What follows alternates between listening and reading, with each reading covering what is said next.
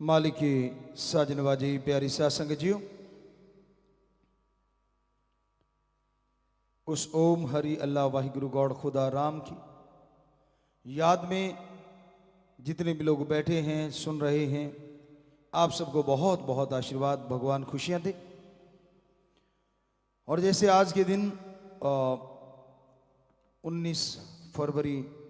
14 फरवरी 2019 को पुलवामा अटैक हुआ था और उसमें हमारे आर्मी के जवान शहीद हो गए थे, तो भगवान से यही प्रार्थना करते हैं कि भगवान उनके परिवारों को शक्ति दे, हिम्मत दे, घरों में तरक्कियां दे और उस आत्मा का भगवान जरूर भला करें। उनको बहुत बहुत आशीर्वाद। नारा लगाएं भगवान जी के चरण कमलों में, धन धन सदगुरु तेरा ही आश्रय। क्योंकि देश के लिए जो कुर्बान हो जाते हैं उनका नाम हमेशा अमर रहता है। सो ऐसे अमर जवान, आज के दिन ऐसा अटैक हुआ था, सो भगवान उन परिवारों को भी शक्ति दे और हमारे जो आर्मी मैन हैं जो देश के लिए दिन रात एक कर देते हैं, उनको भगवान और शक्ति दे कि वो अपने आप को बचाते हुए हमारे देश का भला और रक्षा भी करें और खुशियां भी हासिल करें। तो बाकी प्यारी साध संगत जियो, मालिक के नाम में सुख है, आत्मिक शांति है, मालिक के नाम में तंदुरुस्ती है, मालिक के नाम में वो सब नियामतें हैं जो आपने कभी सोची भी नहीं होंगी। वो सब खुशियां हैं जिसकी कल्पना नहीं करी होगी, क्योंकि राम ओम हरि अल्लाह गौड़ खुदा रब सब कुछ देने वाला है, सब कुछ बनाने वाला है।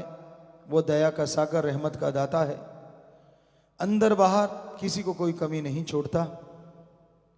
पर आज का दौर बड़ा ही भयानक दौर है। जनसंख्या विस्फोट होता जा रहा है, जनसंख्या बढ़ती जा रही है और जो जो जनसंख्या बढ़ रही है, कोई कितना भी जोर लगा ले, फिर भी सब कुछ जोर लगाने के बावजूद भी जनसंख्या के कारण बहुत लोग बेरोजगार भी हो रहे हैं। और वो बेरोजगारी की वजह से पूरी दुनिया में झगड़े, नफरतें, आतंकवाद, मार कुटाई, लड़ाई ये चलती रहती है। तो इसलिए बहुत जरूरी है संयम से काम लेना, अपने आप को कंट्रोल करना और जनसंख्या पे भी कंट्रोल करना। एक आदमी सोचता है मेरे कंट्रोल करने से क्या होगा। ऐसे ही नहीं कहा बूंद बूंद से तालाब भर जाता है। आप शुरुआत कीजिए, भगवान ने चाहा तो आपको खुशियां मिलेंगी, तो दूसरे भी आपको देख के जरूर आपको फॉलो करेंगे और जनसंख्या कंट्रोल होगी।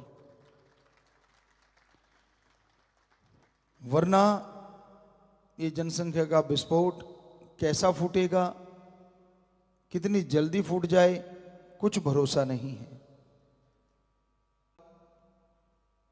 अपने ईगो में, अपने अहंकार में डूब के राम से मुनकर हो जाता है, प्रभु से दूर हो जाता है, तो फिर उसे गम, दुख, दर्द, चिंता, परेशानी उठानी पड़ती है।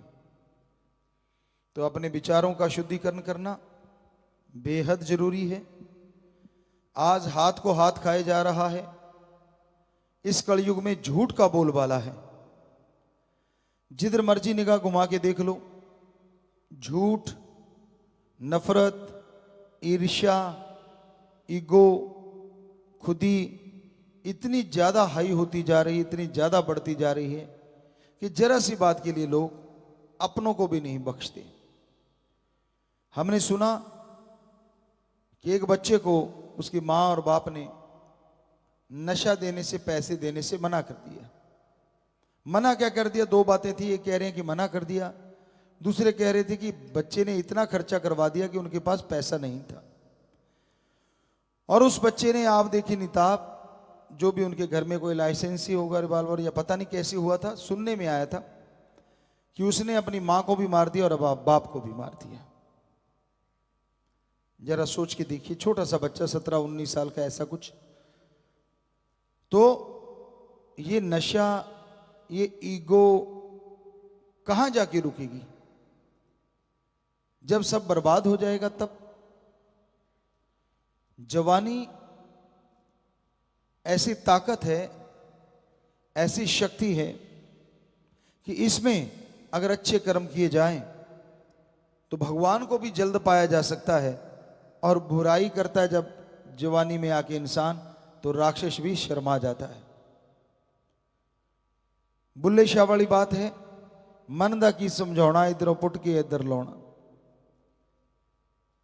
कि जवानी वही है, अगर अच्छे कर्मों में लग जाए तो भगवान को पाले, और बुरे कर्मों में लग जाए तो शैतान शर्मा जाए।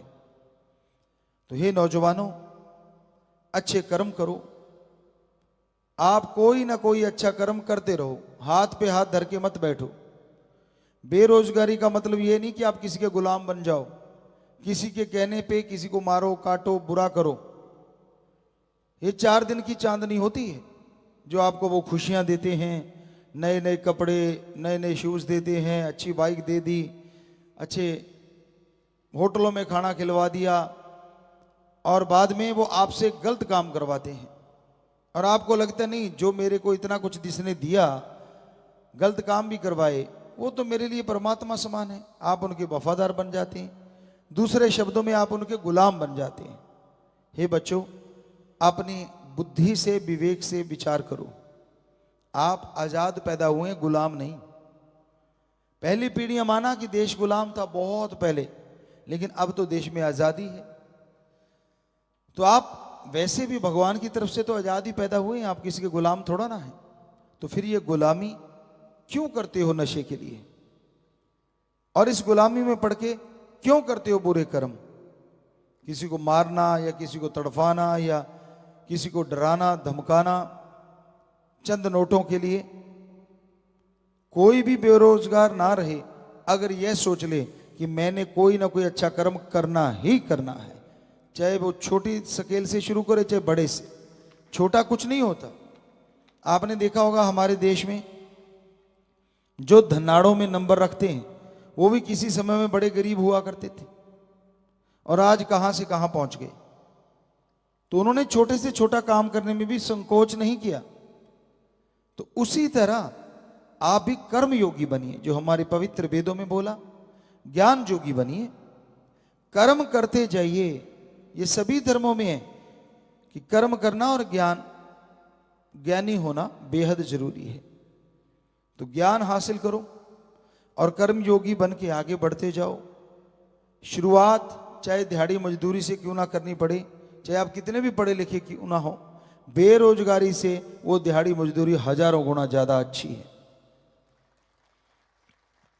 पर ईगो भी तो कोई चीज होती है। मैंने इतनी डिग्रियां, मेरे पास ये, फिर भी मुझे कुछ नहीं हासिल हो रहा, फिर भी नौकरी नहीं, मेरे साथ वाला ये हो गया, मेरे पीछे वाला, मेरे आगे वाला। उस चक्कर में मत पड़ो। हर कोई अपने कर्मों की और मेहनत की करके आगे बढ़ता है। कईयों के संचित कर्म बहुत अच्छे होते हैं, वो जिस चीज को भी हाथ डालते कहते सोना बन जाता है।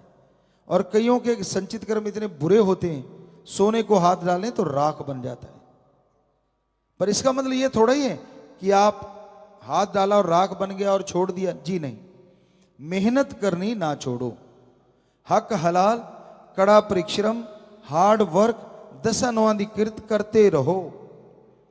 कोई भी काम मिल जाए, कोई काम छोटा बड़ा नहीं होता। पता नहीं भगवान ने आपके लिए क्या छुपा के रखा है।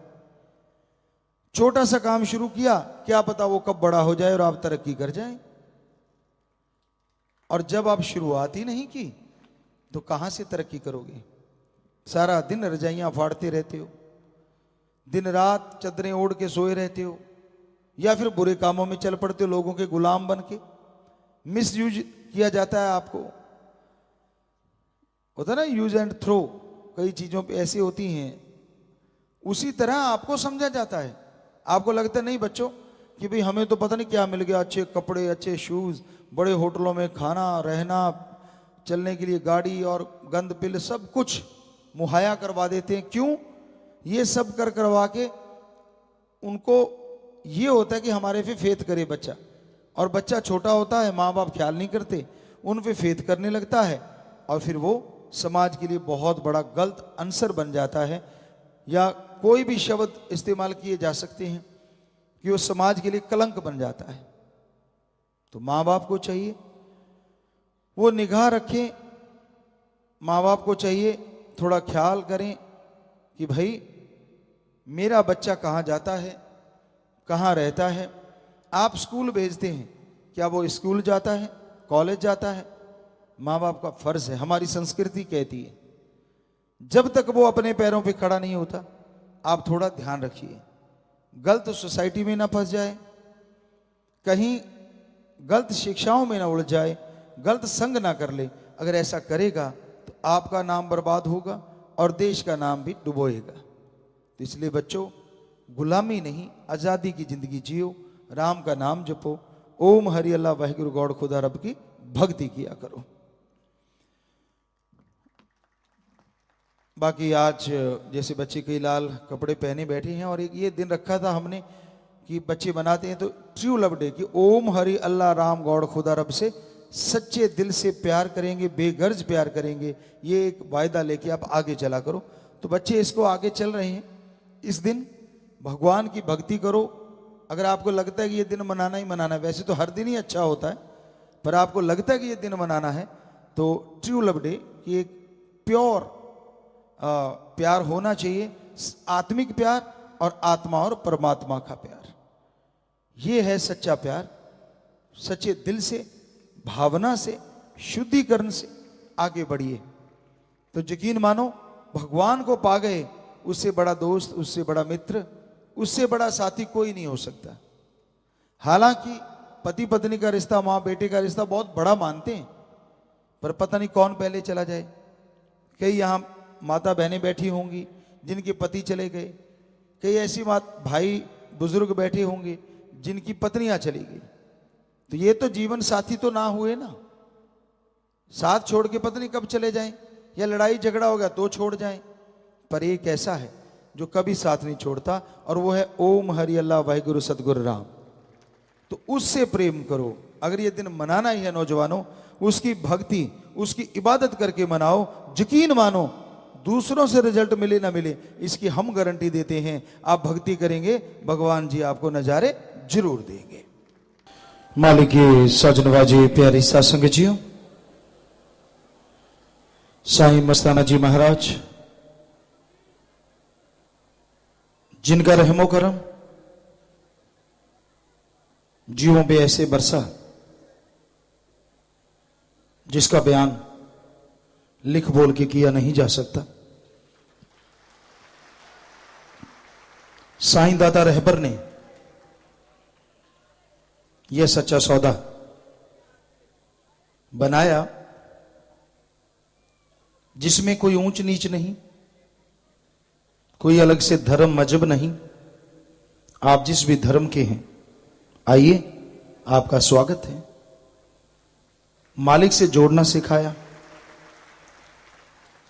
और मेरे मौला दाता रहबर ने यह बताया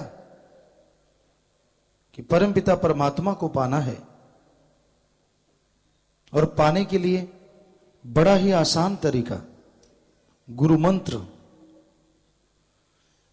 जिस पे कोई पैसा नहीं लगता, कोई चढ़ावा नहीं लगता, जिस मर्जी धर्म में रहो, जैसा मर्जी पहनावा पहनो, बस परमपिता परमात्मा के नाम का सुमरन करो तो वो भगवान, वो अल्लाह, वो गॉड आपको जरूर मिल जाएगा। साईं जी ने बिल्कुल सादगी से रूहानियत के बादशाह मालिक दाता रहबर ने ये दिखाया, और ये भी कि जब वो श्रावण शाह साईं जी से रब्बी नूरे जलाल लेके आए, वो तो पर्दा होता है, क्योंकि बचपन से ही संत मालिक स्वरूप होते हैं। तो बेपरवाह साईं मस्ताना जी महाराज दाता रहबर मालिक जब खजाना लेके आए तो श्रावण शाह जी ने जब ये फरमाया कि जा मस्ताना शाह बागड़ को तार, तो साईं जी कहने लगे मेरी भाषा और यहां की भाषा में बहुत फर्क है। मैं बोलूंगा हे मेरे मक्खन मलाई दाता, कैसे लोगों को समझाएगा? तो श्रावण शाह जी ने कहा, जा मस्ताना शाह, तेरी आवाज खुदा की आवाज होगी।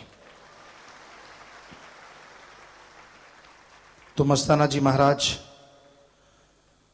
इधर फिफाना साइड में सत्संग करने गए। लालगढ़, लालपुरा, फिफाना इधर साइडों में तो बागड़ी लोग थे। मस्ताना जी महाराज सत्संग सुनाने लगे, मिक्स भाषा में सत्संग सुनाते थे। तो मस्ताना जी महाराज कहने लगे, भाई आपको समझ आती है ना परी? तो उनमें से बागड़ी को खड़ा किया, बोल भाई आपको समझ आती है? हमारी समझ आती है जो बोलते हैं? तो उस बागड़ी ने हाथ जोड़ दिए, कहने लगा, बाबा आ तो माने ठाको नहीं थे के बोलो, पर थारी आवाज इतनी मीठी है, इतनी मीठी है, दिल करे सुनता ही जावा, सुनता ही जावा, सुनता ही जावा। मतलब कि हे बाबा, हमें ये तो नहीं पता आप क्या कह रहे हैं, उतनी समझ तो नहीं आ रही, लेकिन आपकी आवाज इतनी मीठी है कि दिल करता है बस आपको देखते रहें, सुनते रहें, बस और कोई काम ना हो। संत वचन पलटे नहीं, पलट जाए ब्रह्मांड। तो साईं जी ने जो वचन किए हूबहू प्रत्यक्ष में मस्ताना जी महाराज की आवाज, वो आवाज बनी जो आज करोड़ों में पहुंच चुकी है।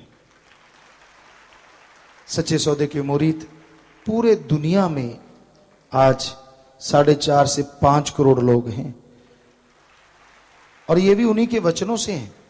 हमारे पास कोई जादू नहीं है, हम तो खाकसार हैं, आपके चौकीदार हैं, आपके सेवादार हैं।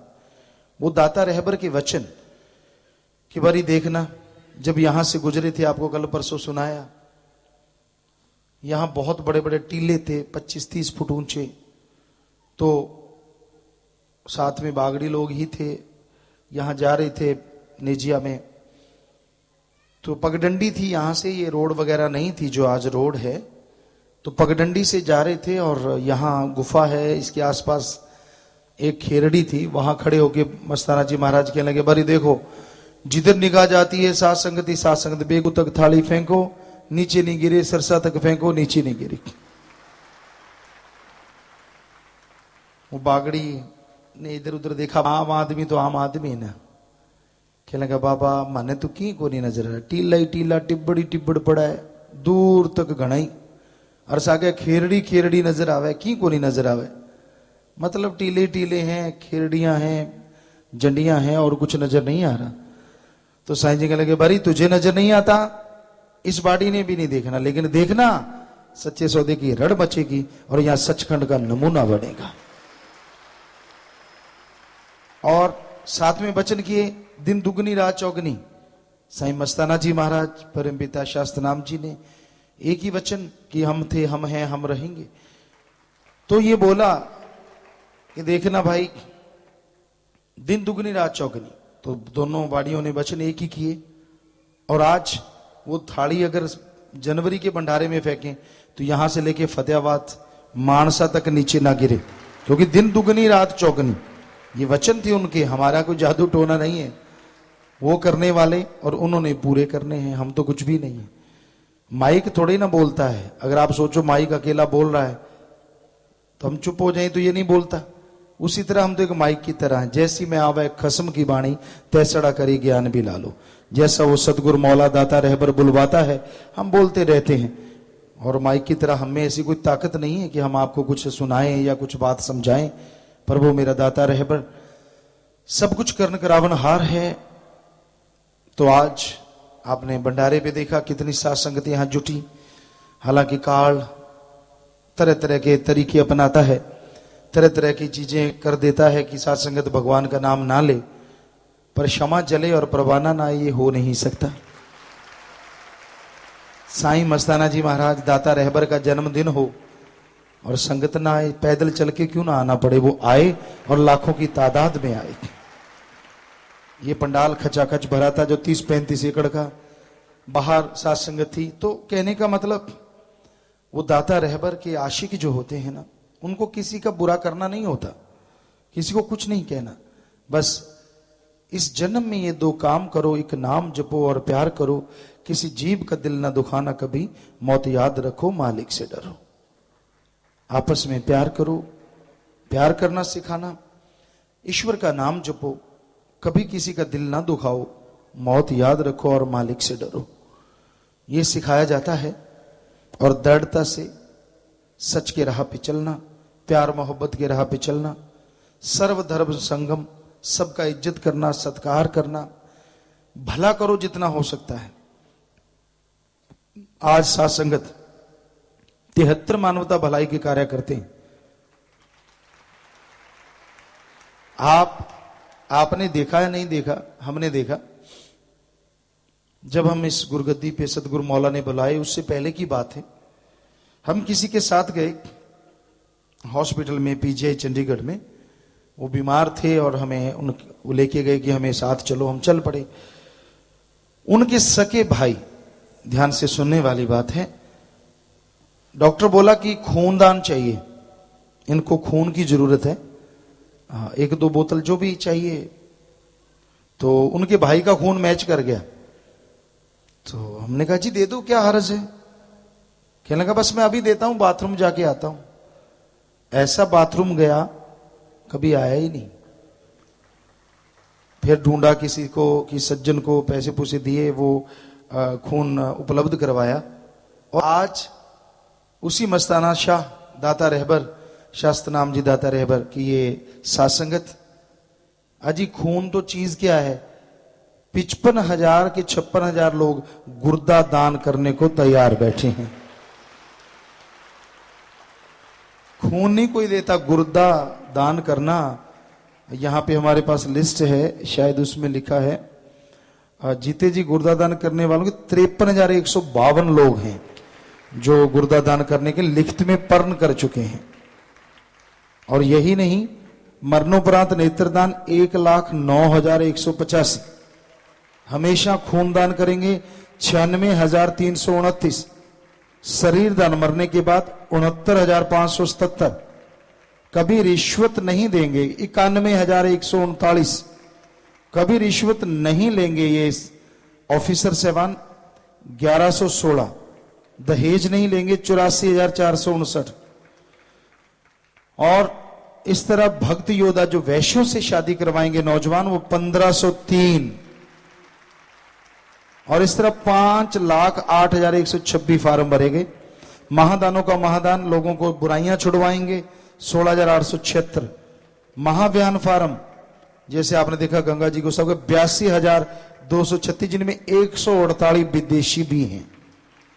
तो ये अपने आप में बेमिसाल साईं जी का रहमो करम, दाता का रहमो करम बरस रहा है।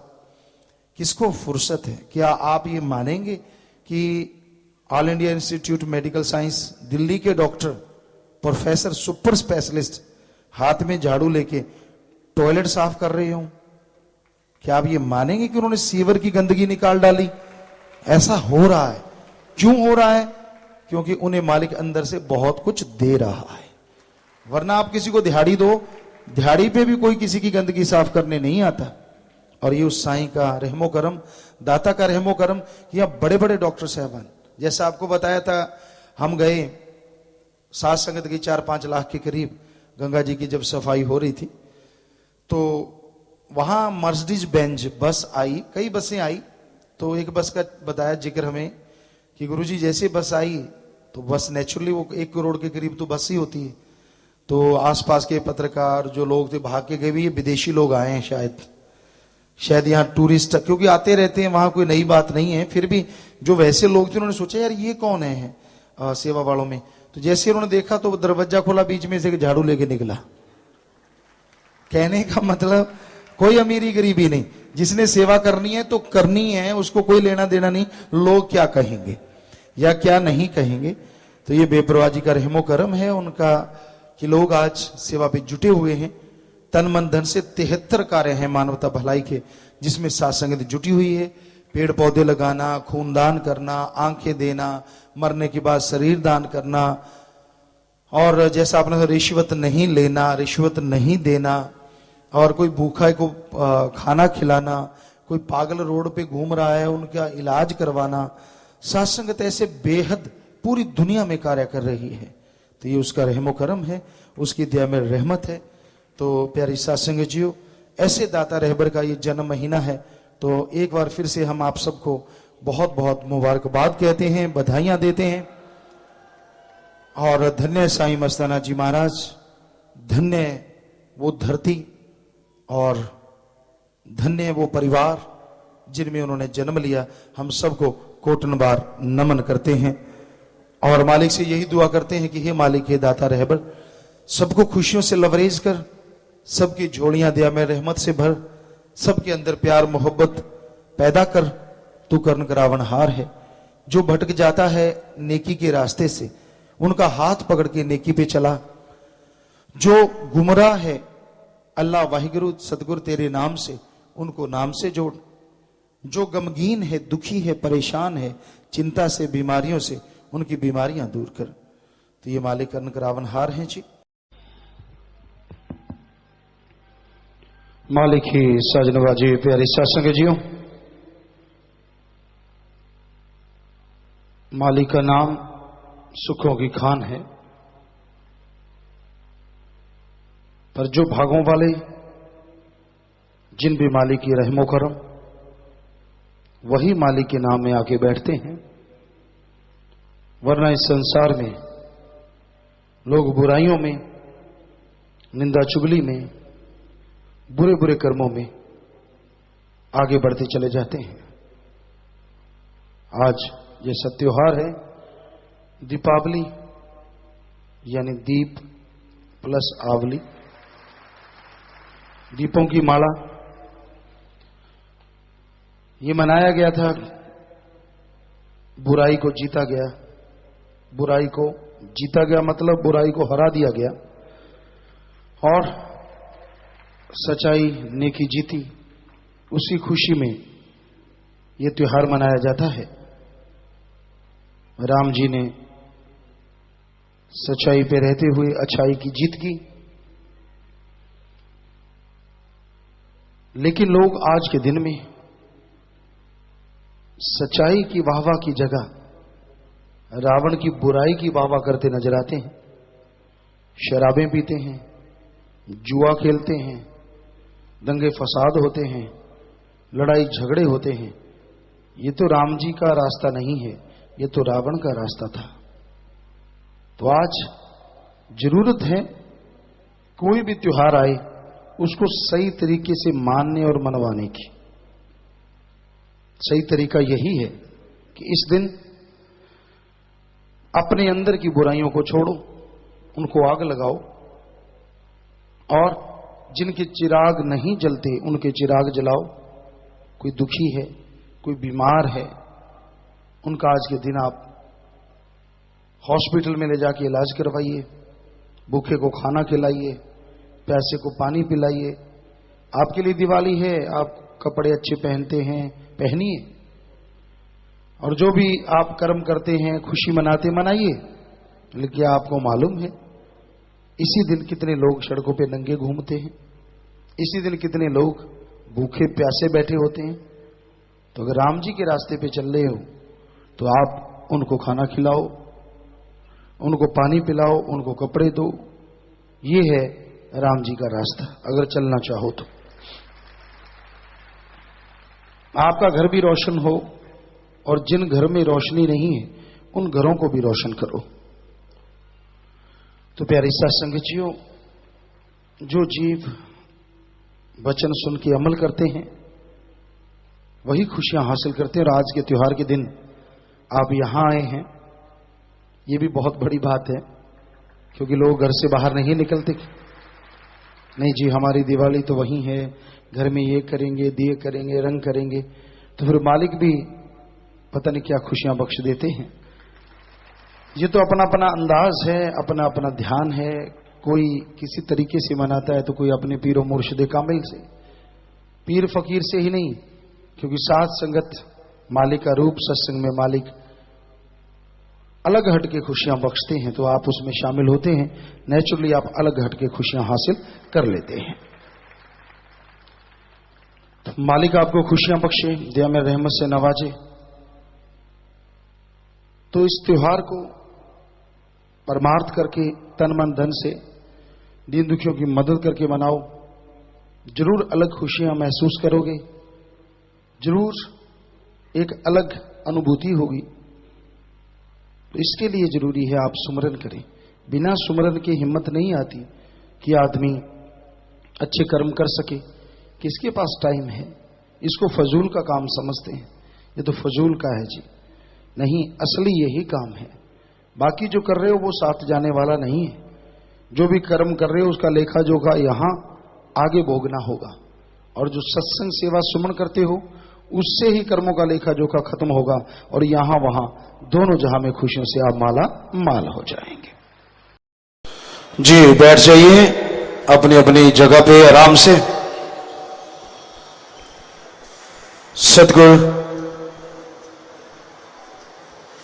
वो अल्लाह वाहिगुरु गौड़ खुदा राम जो सुप्रीम पावर है, जो शक्ति है, सबको ताकत देता है, बदले में किसी से कुछ नहीं लेता।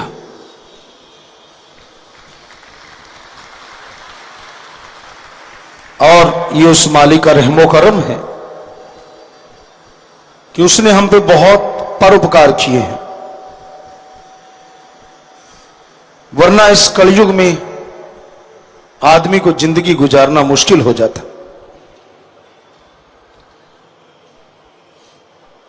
आज आप देखिए, पत्थर, सोना चांदी यानी हीरे मोती जवाहरात, इनके मोल आसमानों को छू रहे हैं। और इन सब के बिना जिंदगी जिया जा सकता है? पर अगर ऑक्सीजन, खाद्य पदार्थ इतने महंगे होते तो आदमी जिंदगी कैसे जीता? तो मालिक ने हवा, ऑक्सीजन, खाने पीने का सामान बहुत ही सस्ता रखा है। यानी हीरे, लाल मोती, सोना चांदी के मुकाबले अगर गेहूं का एक एक दाना हीरे के बराबर होता, कैसे कोई जी पाता? कहां से खरीदते लोग? और ऑक्सीजन अगर मोल बिकती तो कहां से लाते ऑक्सीजन? मर जाते। तो ये मालिक का रहमो करम नहीं तो और क्या है। उसके चमत्कार कदम कदम पे नजर आते हैं। आप पेड़ पौधे देखिए, कोई भी आपस में मिलते नहीं है। सब में पत्तों का डिजाइन अलग है, कलर अलग है, खुशबू अलग है।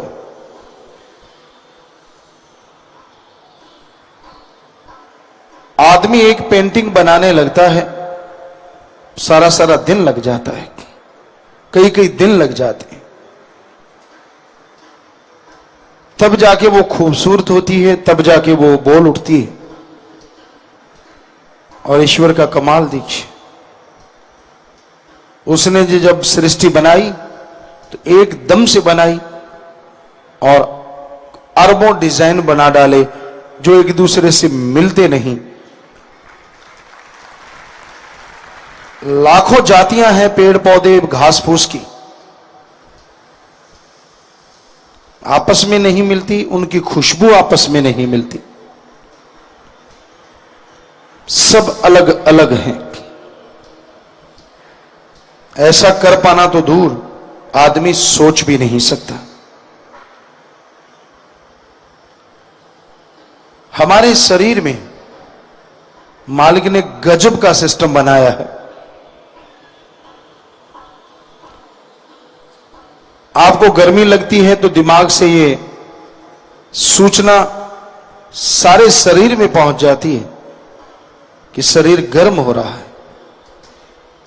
तो रोम छिद्र से पसीना बहता है, कैसी भी हवा हो, फिर वो बॉडी से टकराती है तो शरीर ठंडा हो जाता है।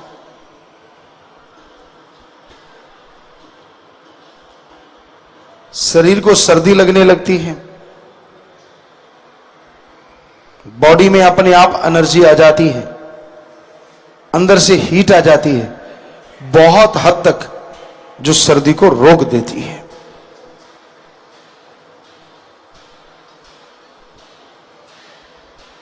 आपकी तरफ अगर कोई चीज फेंकता है, आपको लगने वाली है, उससे पहले दिमाग को सूचना मिलती है और आप उसके उल्ट साइड कट मार जाते हैं और वो चीज से बच जाते हैं।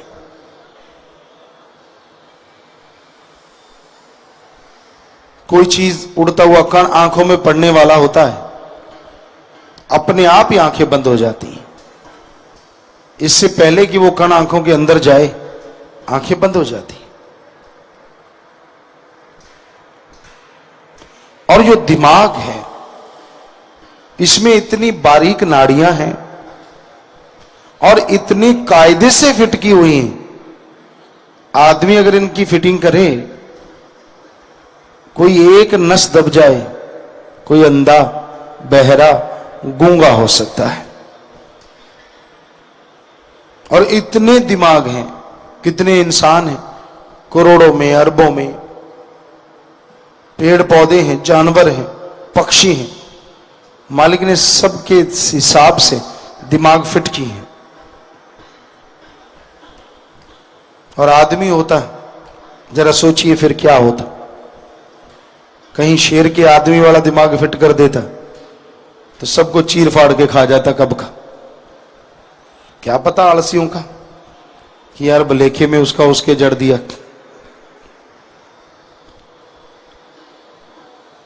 तो आदमी के कहीं भैंसे वाला जड़ देता तो सो बड़ी हास्यप्रद स्थिति हो जाती।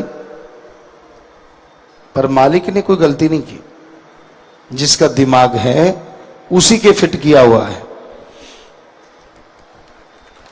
तो क्या ये चमत्कार नहीं?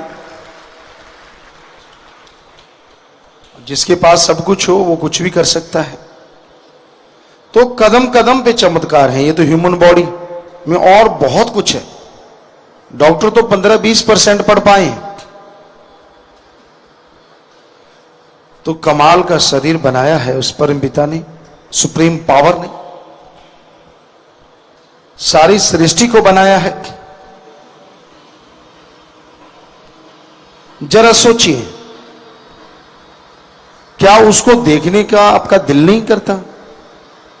यार वो कैसा होगा जिसने सारी सृष्टि को बनाया है।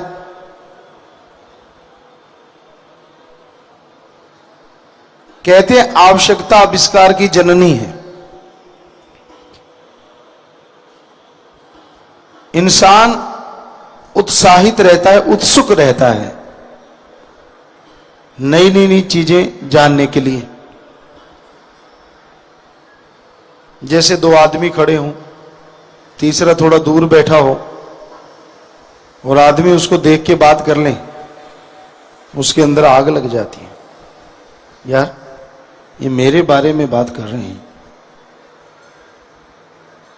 कमरा देख के बंद कर लिया, अंदर बातें कर रहे हैं, तो कान अंदर तक उसेड़ने तक जाता है। किसी तरह पता चल जाए, कोई दर्ज मिल जाए, आंख लगा के देखता है, कान लगा के सुनता, चाहे कीड़ा घुस जाए। तो इंसान बड़ा ही उत्सुक है। तो क्या ये इसलिए जिज्ञासु नहीं होता कि जिसने सारी सृष्टि को बनाया सबके अंदर वो है, पर है वो एक? कैसा है वो?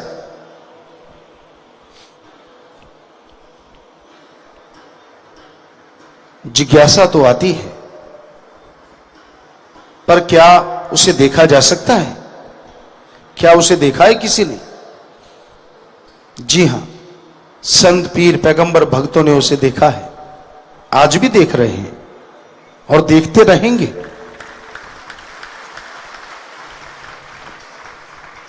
वो दिखता है भक्ति से, मेथड ऑफ मेडिटेशन, गुरु मंत्र, नाम, कलमा, शब्द के अभ्यास से। संत जो वचन बताते हैं उन पे अमल करने से। वचनों को सुनो, मानो और अमल करो। तो मालिक की कृपा दृष्टि के काबिल बना जा सकता है, तो उसकी दया में रहमत बरसती है। तो इसलिए भाई वचनों को सुनो, मानो और अमल करो, तो मालिक की कृपा दृष्टि के काबिल आप बनते जाओगे। अंदर बाहर खुशियां आती जाएंगी और उस सुप्रीम पावर को जब आप देख लोगे, जन्मों जन्मों के पाप कर्म कट जाएंगे। पाप कर्म यानी बिना वजह जिससे आपको टेंशन आती रहती है, चिंताग्रस्त हो जाते हैं, दुखी होते हैं, बीमारियां आती हैं, आप परेशान होते हैं बिना वजह, तो उसके दर्श दीदार से ये सब जड़ से खत्म हो जाएगा और आपको मिलेगा परमानंद, हमेशा रहने वाली शांति, एक ऐसी लज्जत दिल करी नाचते रहें, आप खुशी खुश रहेंगे, गम चिंता दुख बीमारियां खत्म हो जाएंगी और बिना किसी पैसे के। तो इसलिए प्रभु के नाम का जाप करना चाहिए, उसे देखना चाहिए, ताकि तमाम खुशियां आपको मिले और आप मालिक की दया में रहमत के काबिल बनते चले जाएं। तो संतों का काम बताना है, आगे मानना ना मानना आपकी मर्जी है। तो भाई वचन सुनो, मानो, ताकि अंदर बाहर खुशियां छा जाएं और आप गम दुख दर्द चिंता से आजाद हो जाएं। मालिक की साजनबाजी प्यारी सत्संग जियो, सदगुरु मुर्शिद कामिल जीवों को वो संदेश देते हैं जो उनके दोनों जहां के कार सवार दे। इस धरती पे जब तक समय लिखा है इंसान का रहने का, तब तक मालिक की दया में रहमत बरसे, गम दुख दर्द चिंता परेशानियों से जीव आजाद हो जाएं और मरणोपरांत आत्मा आवागमन में ना जाए, जन्म मरण से आजाद हो जाए। इसलिए संत पीर फकीर इस दुनिया में आते हैं, जीवों को समझाते हैं और इंसानियत का पाठ पढ़ाया करते हैं। जो वचन सुन के मान लेते हैं, जो वचनों पे अमल करते हैं, उन पे वो खुशियां नसीब होती हैं, वो रहमो करम बरसता है जिसकी कभी जीव ने कल्पना नहीं की होती। संतों का काम रास्ता दिखाना है, चलना इंसान का काम है, मुरीद का काम है। संत रास्ता दिखाते हैं कि भाई ये रास्ता है जो तेरी मंजिल तक जाएगा, तुझे अल्लाह वाहिगुरु राम से मिलाएगा। आगे जीव पे निर्भर है वो उस रास्ते पे चलता है कि नहीं चलता, वचन मानता है कि नहीं मानता। अगर उस रास्ते पे चले, वचन माने, तो अंदर बाहर कोई कमी नहीं रहती, इंसान खुशियों के काबिल बनता चला जाता है। दीनता नम्रता से बढ़ के दुनिया में कोई चीज नहीं। अहंकार को हमेशा मार पड़ती है। जिस भी इंसान ने जब भी अहंकार किया उसे कभी खुशी नसीब नहीं होती। समाज के लोग भी उससे बात करना पसंद नहीं करते। पानी ऊंचे टीलों पे या पहाड़ पे नहीं रुकता, पानी हमेशा या नीची जगह होती है, खालीपन जहां होता है वहां आके पानी ठहरता है। उसी तरह मालिक की रहमत जिनके अंदर अहंकार घमंड है वहां नहीं आती। जो दीनता नम्रता से झुक जाते हैं, वचनों को मानते हैं, उनको मालिक की वो दया में रहमत मिलती है और अंदर बाहर खुशियों से माला माल हो जाते हैं। तो इसलिए अगर आप मालिक की कृपा दृष्टि के काबिल बनना चाहते हो, उसकी दया में रहमत के लायक बनना चाहते हो, तो अपने अंतःकरण की सफाई करो, दीनता नम्रता धारण करो। दीनता, नम्रता आपको वो खुशियां देगी जिसकी आपने कभी कल्पना नहीं की। मालिक की दया में रहमत बरसेगी, आपके गम, दुख, दर्द, चिंताएं मिटती जाएंगी और मालिक की कृपा दृष्टि के काबिल आप बनते जाएंगे। तो इसलिए वचनों पे रहते हुए आगे बढ़ो तो मालिक की कृपा दृष्टि होगी, गम, दुख, दर्द, चिंताएं मिट जाएंगी और जीवन में बहारें छा जाएंगी। तो मानना आपकी मर्जी है भाई, संतों का काम बताना है।